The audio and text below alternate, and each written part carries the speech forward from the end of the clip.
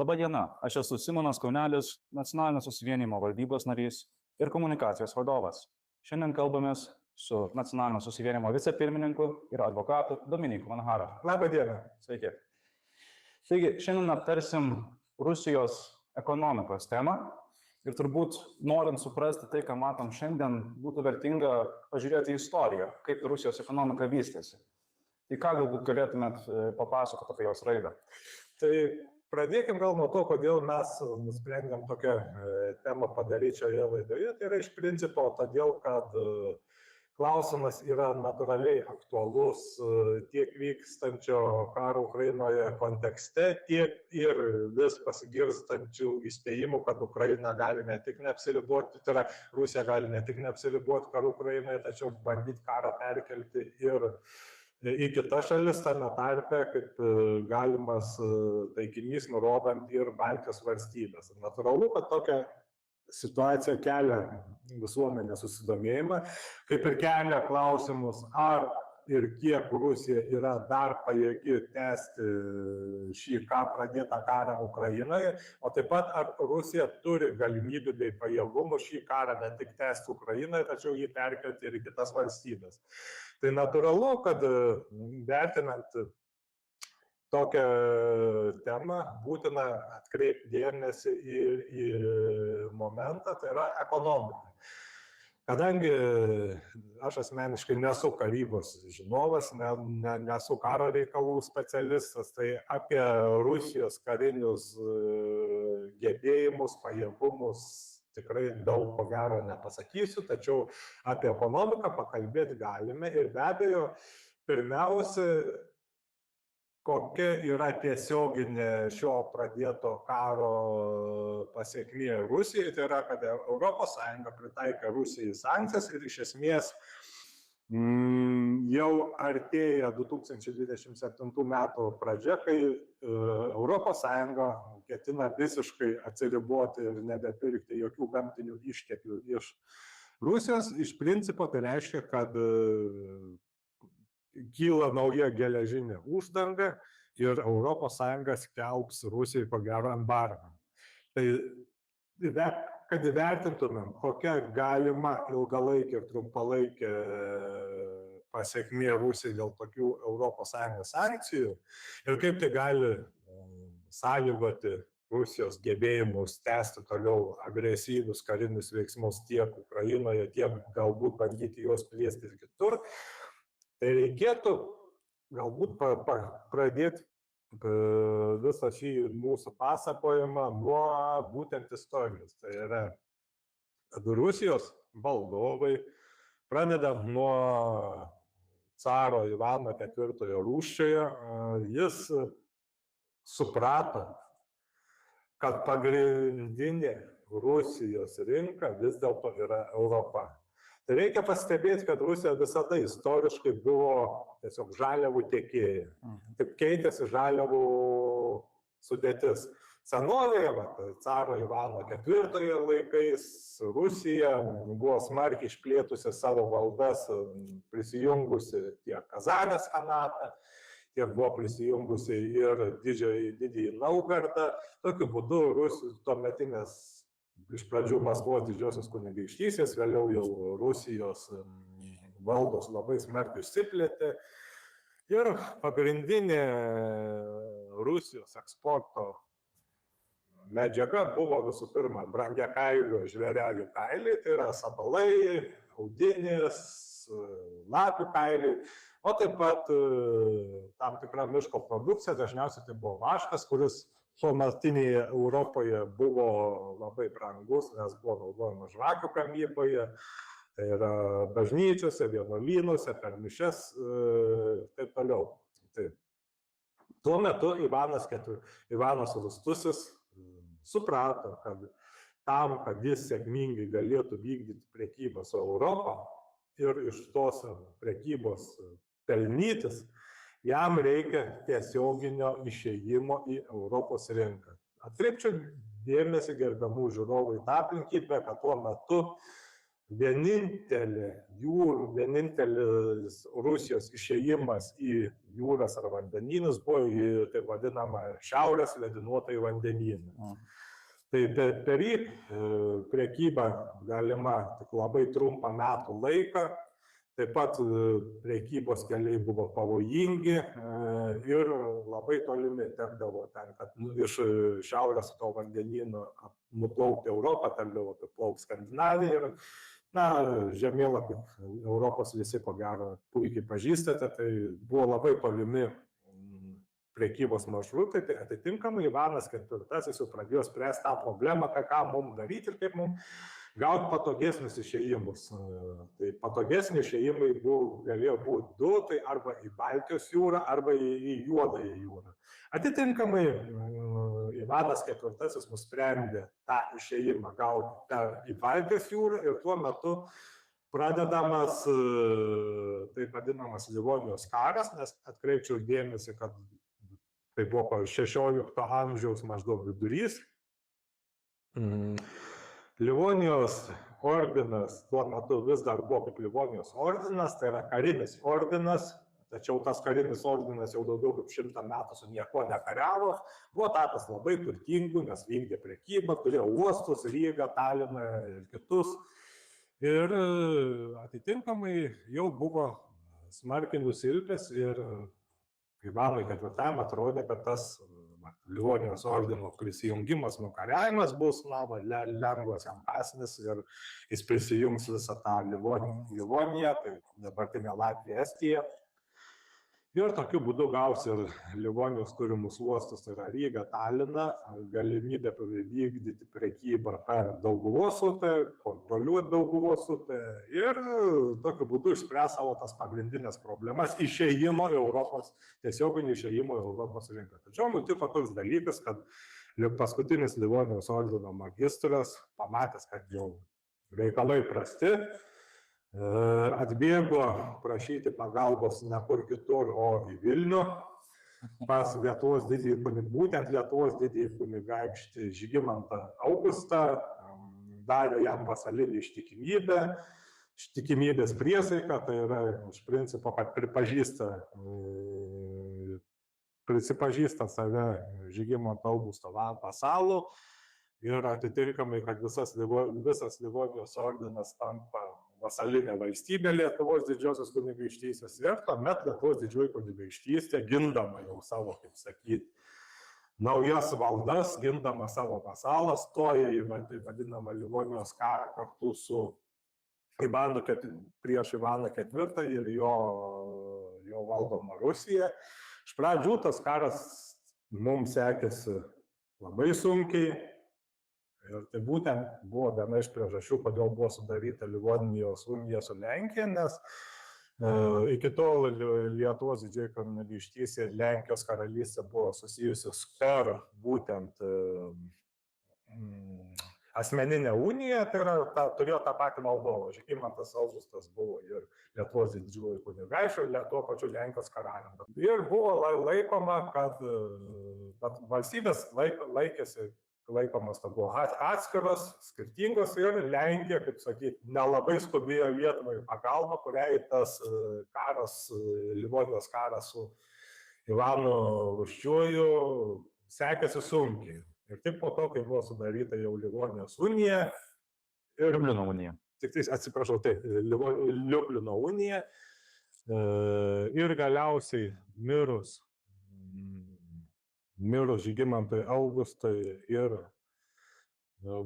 galiausiai išrinkus abiejų tautų respublikos jau karaliumi valdovu tokį Steponą Batorą, kuris buvo gabus karvedys, reikalai pradėjo eiti gerai mūsų linkme ir Lietuvos didžioji kunigaikštystė kartu su Lenkijos karalystė tą Livonijos karą laimėjo. Žodžiu, Ivanas IV iš Livonijos buvo išstumtas ir priėjimo prie Baltijos jūros ir Baltijos jūros uostų negavo. Tačiau tas momentas, kad Rusijai būtina gauti išėjimą tiesioginį Europos rinkas, buvo pakankamai gerai suprastas ir geriausiai jį įsisavino kitas jau caras Petras I, kuris būtent Šiaurės karo metu užima iš Švedijos, užima dalį Suomijos įlankos ir, kaip žinote, pasistato ten naują sostinę, miestą Sankt Peterburgą, pavadina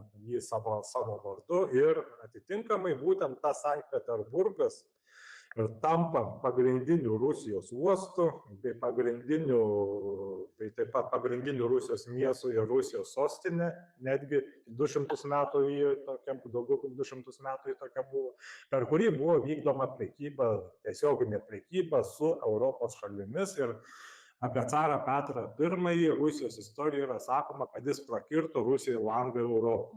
Būtent tiek tiesioginė prasme, kad gavo tiesioginį išėjimą į Europos rinką, taip Rusijos ekonomika sustiprėjo, pradėjo gauti daugiau prekybinių pajamų, tiek ir perkeltinė prasme ta frazė yra naudojama, nes caras Petras I labai žavėjosi Europą, pakvietė pirklius, amatininkus iš vakarų Europos, kvietė pedagogus tiek savo, tiek aristokratų vaikų auklėjimui ir tokiu būdu bandė Rusiją atvesti tiek prekybinių požiūrių, tiek ir sąmonės požiūrių į Europą, kad Rusija taptų išsivysčiusią, vakarietišką, europietišką, kaip sakyti, valstybę.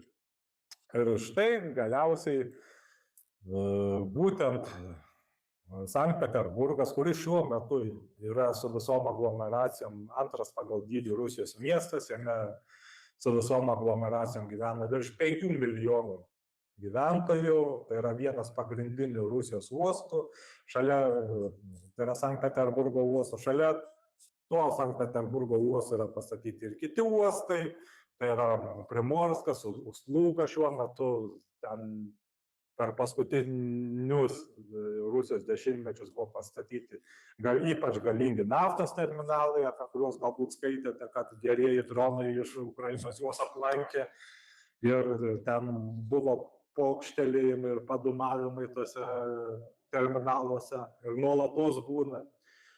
Tai va, dabar įsivaizduokim tokią situaciją, kad Europa visiškai užsiveria nuo Rusijos. Europa visiškai nuo Rusijos užsiveria, kas reiškia, kad Rusija netenka istoriškai savo pagrindinės ir pelningiausias rinkas. Kremliaus propaganda sakė nieko tokio. Gerai, tegul vakarai tam užsiveria, mes pradedam prekybą su Kinija.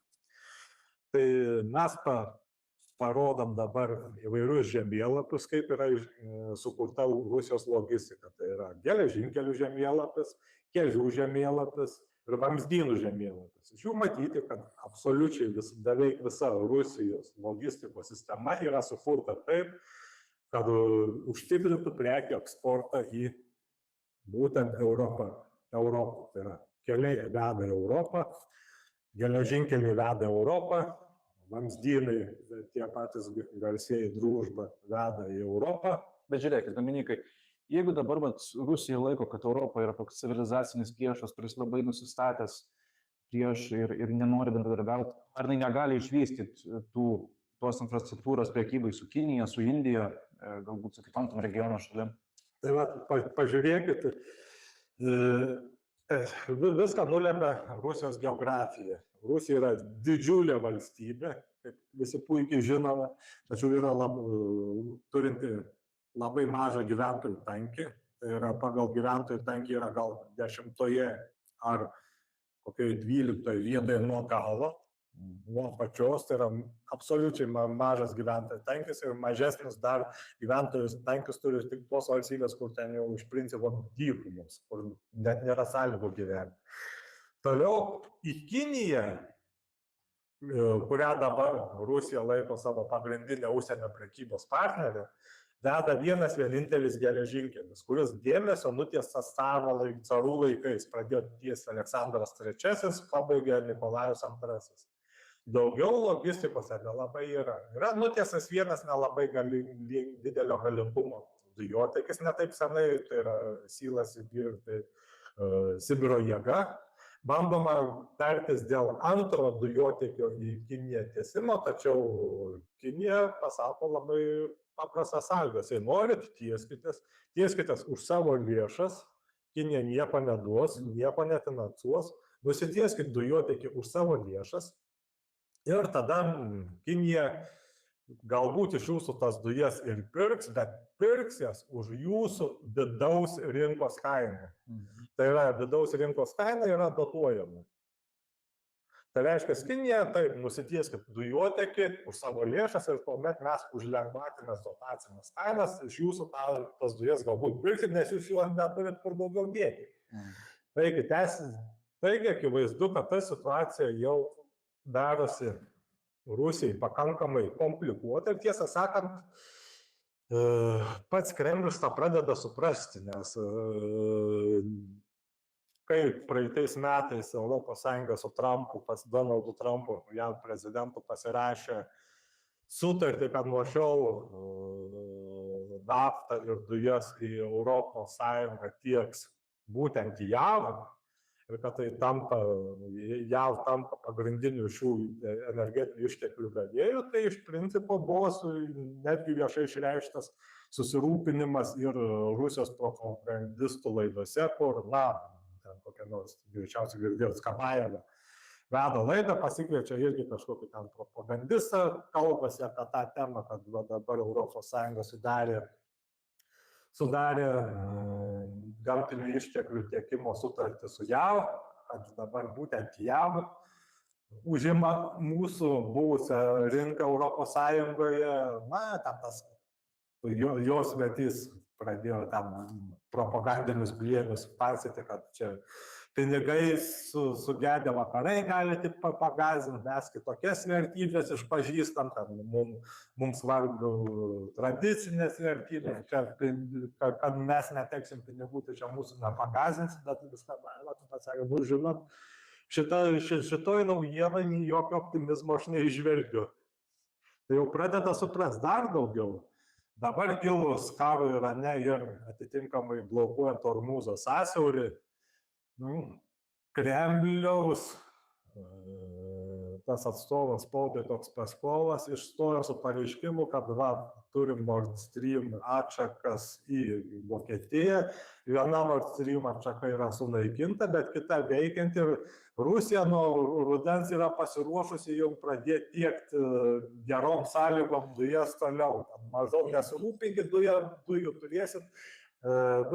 Viskuo jumis aprūpinsim, tai tik pirkit toliau iš mūsų tas dujas ir tai yra, sakykime, pakankamai didelis skirtumas nuo paaiškimo karo pradžioje apie tai, kad užsuksim dujas ir visą Europą sušals, dujas užsuko, Europą nesušalė, rado kitų tiekėjų, dabar jau Kremlius bando prašytis kad bent jau per užgalinės duris būtų įleistas į tą Europos rinką, kad tam kažką galėtų tiekti, nes iš principo taip, Gazpromas, tai yra Rusijos ir naftos, bet ir dujų monopolininkas, netekęs Europos rinkos, dirba nuostolingai. O Gazpromo kreditoriniai įsipareigojimai sudaro šiuo metu 6 trilijonus rublių, tai yra apie 70 milijardų eurų, tai yra solidų suma.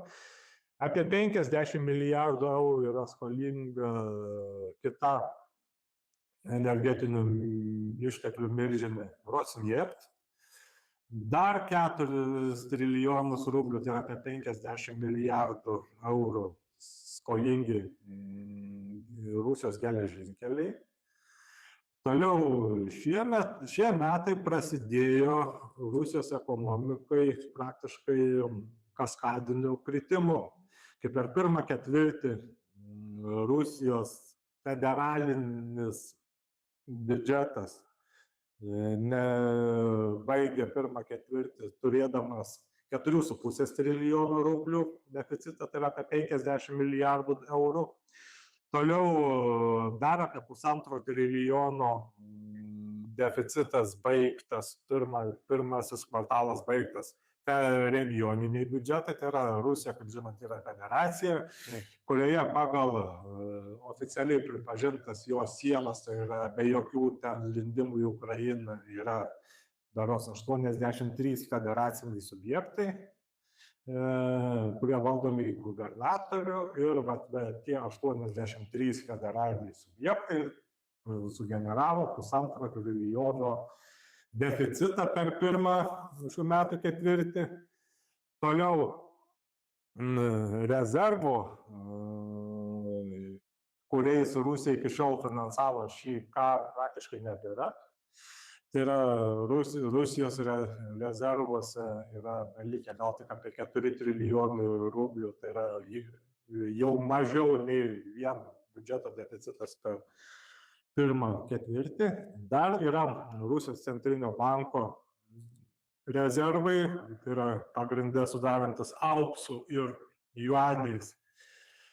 Tai dabar daug jau Rusijos ekonomistų, tame tarpe ir iš pačios Rusijos, pradeda pripažinti tą aplinkybę, kad jeigu staigiai nebus užbaigtas karas Ukrainoje ir jeigu nebus pasiektas kažkoks sankcijų atšaukimas ir Rusijos grįžimas į tarptautinės rinkas, tai per šiuos metus bus pravalgyta absoliučiai viskas, kas tik gali būti pabaigta, ir tuo metu jau kitais metais laukia kolapsas.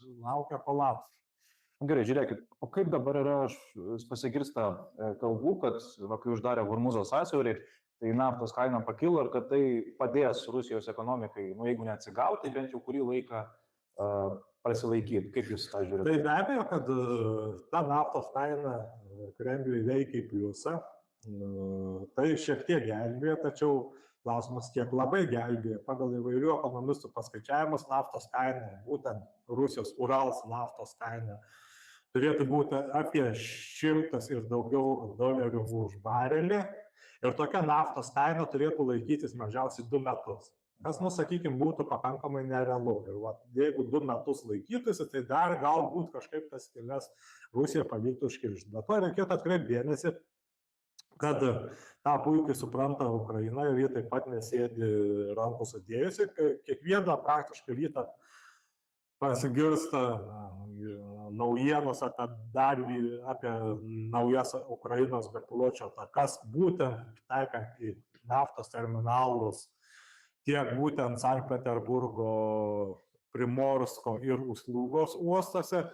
Rusija po to Juodosios jūros yra Novosibirsko uostas ir naftos eksporto terminalas Šeksaris, atrodo taip vadinasi, ir taip pat smulkesnis naftos eksporto terminalas Tuapse, kurią dar Ukraina jau visiškai sudaužė, visišką ekologinę katastrofą, milžiniški gaisrai, įsiliejusi nafta, užteršta Juodoji jūros pakrantė, lyja naftos lietus.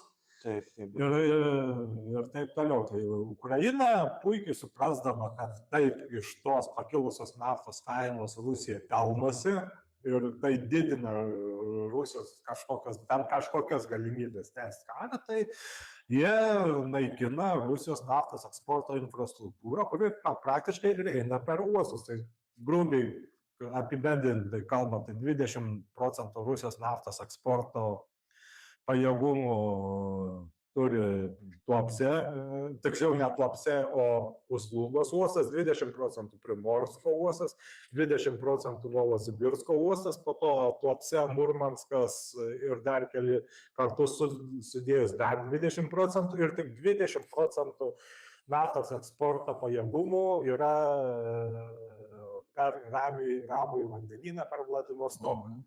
Tai iš principo Ukrainos bepiločių atakų pasiekiamume yra apie 80% Rusijos naftos eksporto pajėgumų ir Ukraina tuo naudojasi ir praktiškai kasdien daužo ją.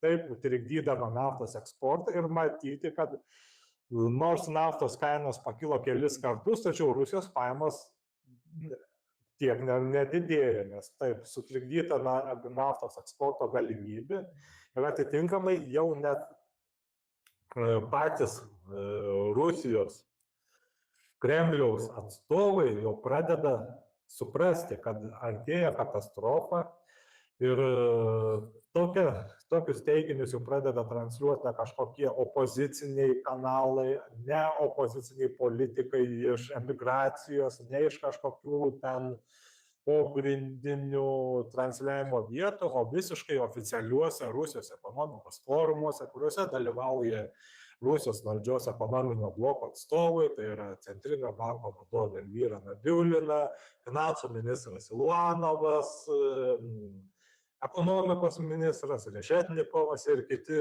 itin aukšto rango Rusijos politikai, kur jau taip aptarinėjama, kad labai neraminanti aplinkybė yra eksponentiškai augantis Rusijos biudžeto deficitas, prasidėjusios problemos su Rusijos ekonomika, tai yra pavyzdžiui pasirodė oficiali tokia statistika, kuri buvo gauta būtent iš Rusijos bankų, kad smulkiojo ir vidutinio verslo apyvartos šių metų pirmąjį ketvirtį palyginus su ketvirčiu prieš metus sumažėjo 16% nominaliai.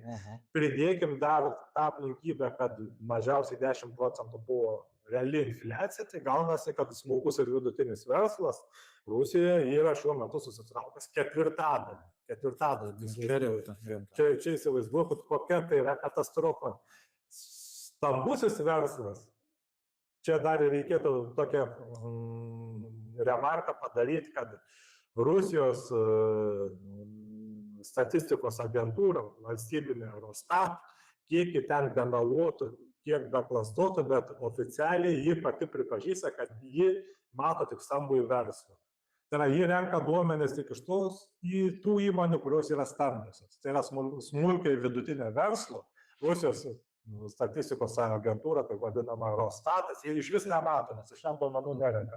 Tai todėl būtent yra reikšmingas tas Rusijos bankų statistikos apibendrinimas apie tai, kad realiai 16% smukimas, nes bankai taip, jie mato, jie turi sąskaitas, jie tą statistiką mato.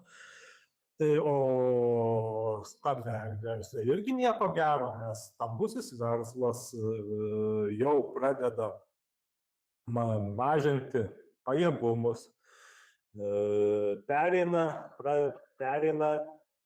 į 4 dienų darbo savaitę, kas reiškia, kad darbuotojams mažėja atlyginimas 5, nes vietoj 5 dienų dirbi tik 4. Prasideda masiniai atleidimai. Prasideda masiniai atlyginimų karpimai. Ir paraleliai auga išlaidos karui. Kiekvienais metais Rusijos išlaidos karai eksponentiškai auga, nes karas yra kaip tokia ekonomikos juodoji skylė, kuri siurbia išteklius viską apie save. Ir tiesą sakant, pradedama rimtai svarstyti, kiek Rusija dar galės nesugriuvusi tą karą finansuoti. Dar daugiau, kadangi mažėja galimybės Rusijai tą karą finansuoti, tai šiuo metu jau patys rusų propagandistai, tai vadinami karo korespondentai, jie atsisale taip vadinami, kurie ten vyksta į frontus, transliuoja iš fronto, ten renka duomenis apie frontą, jau pradeda kalbėti apie tai, kad šiuo metu Ukraina jau turi persvarą, pradeda rengti kontratakas, labai yra pasiteisinęs Ukrainos sprendimas vystyti bepiločių pajėgumus ir kad Ukraina šiuo atveju turi ryškų pranašumą. Čia jau Rusijos propagandistai vidaus publikai taip? Taip, jie jau savo vidaus publikai transliuoja, kad situacija fronte yra labai komplikuota ir Ukraina jau pradeda gauti pranašumą, kad per paskutinius kelis mėnesius Ukraina jau praktiškai ne tik, kad jokių teritorijų neprarado, bet pradeda teritorijas jau atgavinėti rengdama kontratakas. Ir kad klausimas yra toks, ar negrius frontas kažkurioje vietoje, kaip nutiko 22 metų spalio rugsėjį, kai buvo įvykdyta ta labai sėkmingas Charkivo kontrpuolimas, kai Ukraina per kelias dienas milžiniškas teritorijas pralaužė frontą ir milžiniškas teritorijas atgavo. Tai apie tai jau yra pradedama kalbėti ir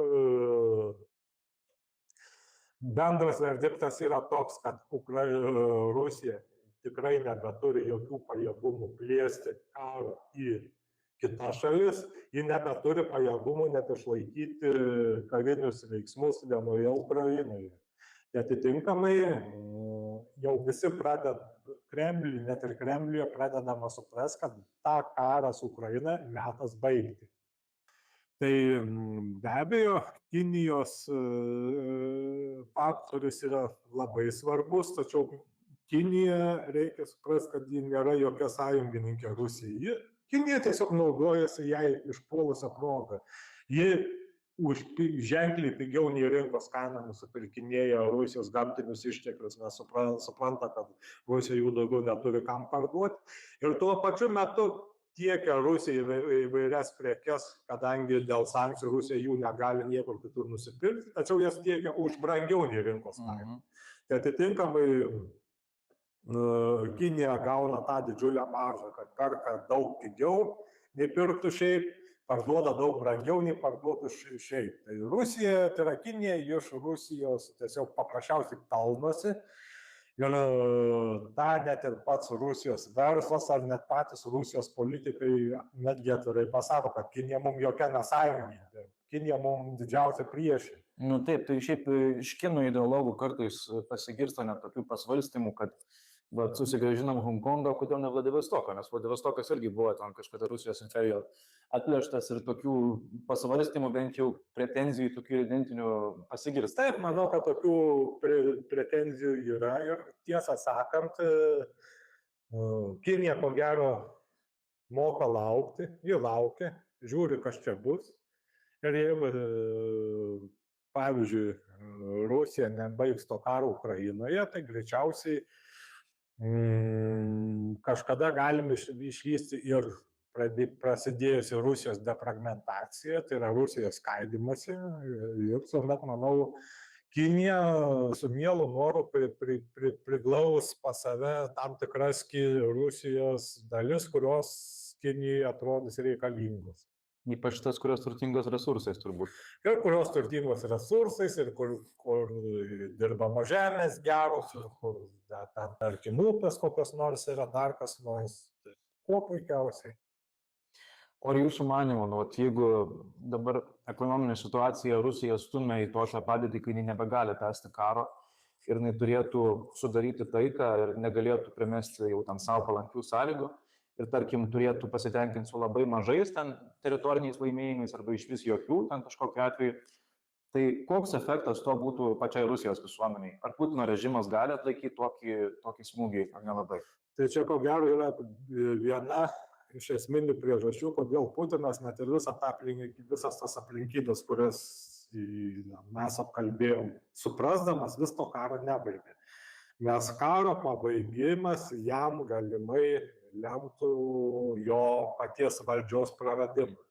Nes natūralu, visų pirma, visuomenė pradės uždavinėti klausimus, tai gerai, kiek mes visko, kokius nuostolius mes tam kare patyrėm, kokias pergalės pasiekėm, kai tų pergalių nelabai yra, kokius rezultatus, užsibrėžtus tikslus įvykdėm ir išaiškės, kad Putinas tą karą realiai pralaimėjo ir pralaimėjo sudegindamas visus Rusijos resursus. Dar daugiau, tuo metu iš fronto grįž kokie 5, 6, 700 tūkstančių kariauti ir žudyti apmokytų Rusijos karių, su kuriais dabar fronte elgiamasi baisiau negi su gyvuliais. Pilna filmuotos medžiagos yra internete, kaip su jais ten yra elgiamas. Ir jie turbūt atitinkamai elgsis grįžęs. Taip, jie atitinkamai elgsis grįžę namo. Dar daugiau, jeigu jų grįžimas namo sutaps su kokia nors Rusijos ekonomikos krize, kur jie grįžę namo negaus nei darbo, nei pajamų, ką jie darys. Jie pradės greičiausiai burtis į kokias nors ginkluotas banditų gaujas, nes ginklą naudoti moka, žudyti moka. Ir ir ką, nu, tai tuomet galvos eisim pasimti tai, kas mums priklauso. Ir tiesą sakant, būtent Afganistano karo veteranai, kurių buvo daug mažiau, nes kontingentas sovietų Afganistane buvo daug mažesnis nei yra Ukrainoje, ten karas buvo daug mažesnio intensyvumo, bet tai sudarė reikšmingą dalį Rusijos nusikalstamo pasaulio po 90 metų Sovietų Sąjungos subyrėjimų. Tai greičiausiai yra suprantama, kad visi šitie dabar, kurie yra Ukrainoje ir kariauja tą kraugerišką karą, grįžę namo, jie bus būtent tais, kurie skatins nusikalstamumą, kurs nusikalstamumą ir net ne kažkokį buitinį nusikalstamumą, gali organizuotą nusikalstamumą, nes vėlgi, kas yra, kodėl taip yra bijoma kariuomenės ir kodėl kariuomenės bijo ne šiaip kokių nors apmokytų, suginkluotų smogikų, nes kariuomenė yra organizuota. Tai grįž kariai, jie bus pratę prie savo dalinio, jie žino savo dalinio sudėtį, turės iš karto vadus, iš karto galės organizuotis. Iš karto yra hierarchinė struktūra, pėstininkai, leitenantai, kapitonai ir taip toliau. Ir taip, tai gali, su tokia struktūra gali būti sukurtas jau pakankamai visą tą struktūrą perkelus iš kariuomenės, tarkim, mafijos grupuotė, tai iš karto suprantam, kad tai jau bus daug pavojingiau nei šiaip kokia nusikaltėlių susibūrusi grupuotė. Supratau, tai jūsų vertinimu šitas karas dabar eina Ukrainos naudai ir kaip pačios Ukrainos padėtis, ta prasme? Pačiai Ukrainai be abejo yra labai sunku, jie taip pat yra apšaudoma, bombarduojama, žūna žmonės. Pačios Ukrainos ekonomika jau senai yra leisgyviai būklė, tačiau štai nuskambėjo ne taip senai naujiena, kuri labai džiugiai buvo sutikta Ukrainoje ir labai skausmingai sutikta pačioje Rusijoje, kad pasibaigus Vengrijos rinkimams ir Orbanų pralaimėjus Vengrija nuėmė veto nuo 90 milijardų paskolos Ukrainai ir Ukraina dabar gaus 90 milijardų ir Rusija pinigų nebeturi, Ukraina gauna 90 milijardų eurų, o tai trumpiausias laikotarpis yra 1 metai karo, taupai naudojam 2 metai karo, tai Rusai dabar jau taip vertina, kad Ukraina 2 metus tą karą laisvai gali toliau kariauti, nes pinigų turi, galės toliau vystyti savo gamybinius pajėgumus, ginklavimosi pajėgumus, galės mokėti algas, galės išlaikyti savo ekonomiką, o vat Rusijai jau pinigų nebėra. Tai gerai, o dabar koks kelias yra Rusijai šitos aklavietės, nes jinai dabar save įsivarė į kampą, kai kariauti nebegali, nutraukti karo irgi nebegali. Tai kaip manot, ką dabar turėtų apdarys režimas? Taip, tai mes, tiksliau visas Kremlius ir greičiausiai jau net pats Putinas supranta, kad dabar realiai vienintelė likusi išeitis yra baiginėti karą ir bandyti kažkaip taikyti su vakarais. Pats Putinas, greičiausiai, irgi supranta, tačiau jis to negali padaryti. Todėl greičiau dabar logiškiausia išeitis, kurią dauguma jau pradeda laikyti kaip labiausiai tikėtina, kad greičiausiai bus Putino režimo pabaiga, tuomet į valdžią bus atvestas kažkoks asmuo, kuris galbūt būtų neblogai vertinamas vakaruose, kad būtų galbūt žinomas kaip ekonomistas, iš ekonominio bloko, ne iš jėgos struktūrų, kad ir ta pati Rusijos centrinio banko vadovė Elvyra Nabulina, kuri yra ir vakaruose baigusi išsilavinimą, ji yra baigusi, vienas iš jos išsilavinimų yra net Jeilio universitetas. mokanti kalbas, žinoma, kad nemėgstanti karo. Tai va, jeigu baigiant karą, atidavus Ukrainai Rusijos užimtas teritorijas, galbūt net atidavus Krymą, tokiu būdu galima jau bandyti tartis dėl sankcijų švelninimo ar jų atšaukimo. Galbūt galima tartis su ES, kad vėl iš Rusijos bus pradėta kažkas pirkti. Na ir taip toliau ir panašiai. Tai toks scenarijus greičiausiai yra šiuo metu laikomas labiausiai tikėtinu, kad Putino režimui jau nebedaug liko, jį kažkas pakeis greičiausiai kažkas, kas bus bent jau atrodys patrauklų vakarams. Ir bus bandoma greičiausiai kažkaip taikytis su Europos, su vakarais, kad vėl būtų vykdoma prekyba. Taip toliau. Mažiau tikėtinas scenarijus, kad Putino režimas laikysis. Tačiau kuo Putino režimas laikysis, vadinasi, toliau bus tęsiamas karas Ukrainoje. Tačiau kuo toliau tas karas tęsis, tuo Rusija stumama arčiau į bedugnės ir tuomet išeitis iš šito viso to bus greičiausiai kolapsas ir Rusijos defragmentacija. Ačiū Jums už įžvalgas, tikrai labai įdomu. Ačiū, kad pakvietėt. Pakviesime ir ateityje, Dominikai. Ačiū. Iki malonaus. Sudie.